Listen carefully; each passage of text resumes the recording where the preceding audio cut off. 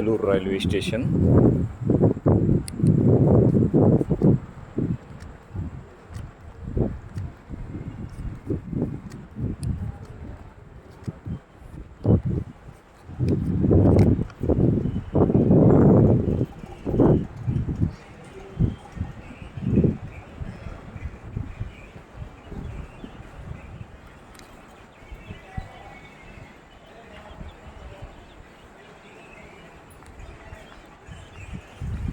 కాకినాడ నుంచి వచ్చిన కోడి పిల్లలు అన్నీ కూడా షేప్గా వచ్చినాయి. పిల్లలన్నీ బాగానే ఉన్నాయి, సైజులు అన్నీ బాగున్నాయి. ఏ ప్రాబ్లం రాకుండా పిల్లలు కూడా మంచి ప్యాకింగ్ కూడా బాగా ప్యాకింగ్ చేశారు. పిల్లలు సేఫ్గా దిగినాయి. ఇది గిద్దలూరు రైల్వే స్టేషన్లో.